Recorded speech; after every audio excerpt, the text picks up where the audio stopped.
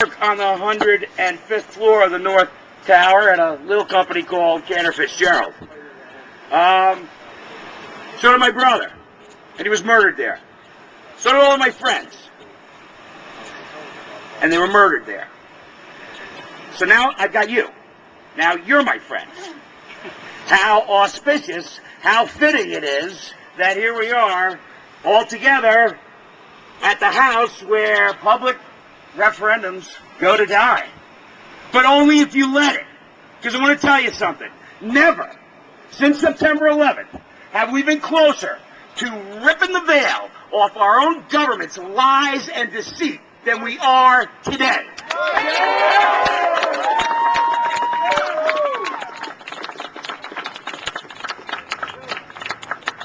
This is just one battle. This is not the war. So we got to keep fighting. You got to keep acting. It's like it says right on those postcards. Thinkers think and talkers talk, but patriots act. Okay? Keep acting. Keep fighting the good fight. Keep speaking truth to power, and we'll get where we need to go. Thank you. I love all you. Thanks so much for everything you do. Thanks a lot.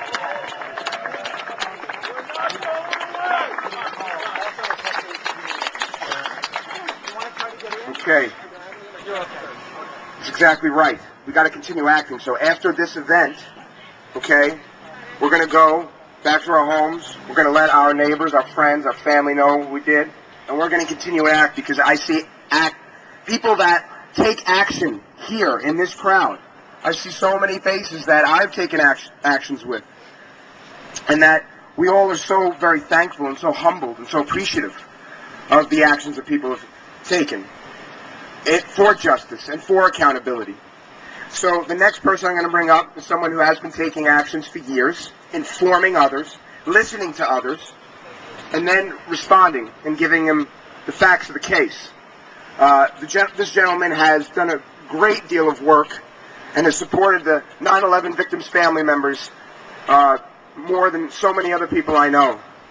He is our archivist, our archivist. He is an activist. And ladies and gentlemen, here is one of the finest gentlemen I know, Mr. John Gold. Thank you all for letting me speak out here today. It's an honor for me to be here in New York City talking about this cause. Before I get started, I want to say to the family members that I'm sorry for the part that I had to play in the murder of their loved ones. The complacency that I took part in, that allowed the system that brought us the 9/11 attacks to bear. I am sorry. And I just wanted you guys to know that. There have been many things that I've seen over the years that have made me extremely angry. I'm going to talk about the 9/11 Commission. The 9/11 Commission was underfunded. It was under time. They didn't have the amount of time they needed to do the job they wanted to do. There were whistleblowers with pertinent information regarding the 9/11 attacks that were ignored and censored by the 9/11 Commission. And according to one of the Jersey girls, the women who fought, the widows who fought for the creation of the 9/11 Commission, those whistleblowers had information that shows that our government knew the day, the target, and the type of attack. And yet they were ignored and censored by the 9/11 Commission.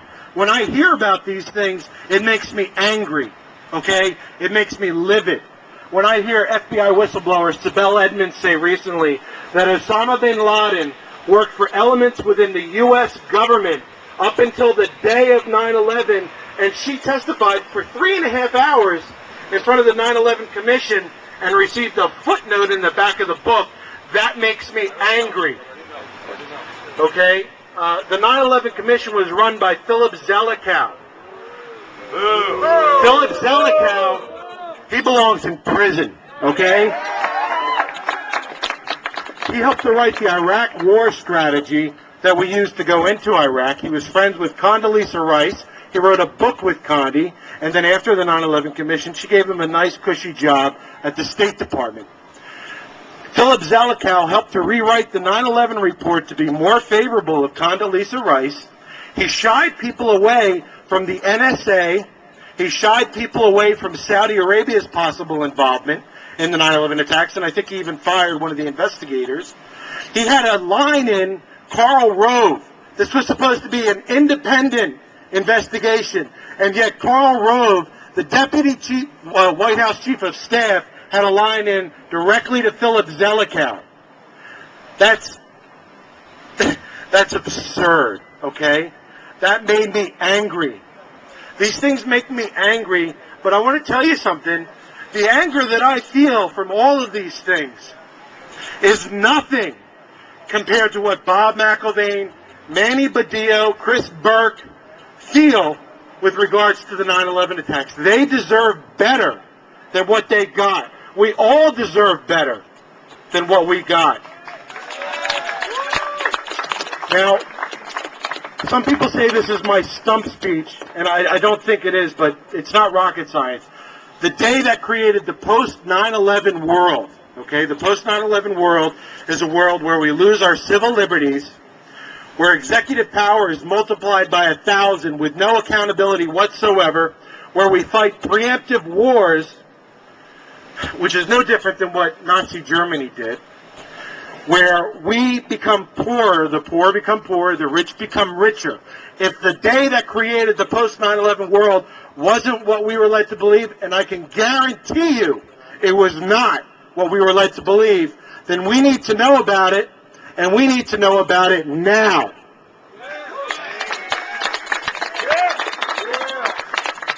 I want to say thanks, everybody, for coming out today to support this extremely important initiative. Thank you very much. Thank you, John.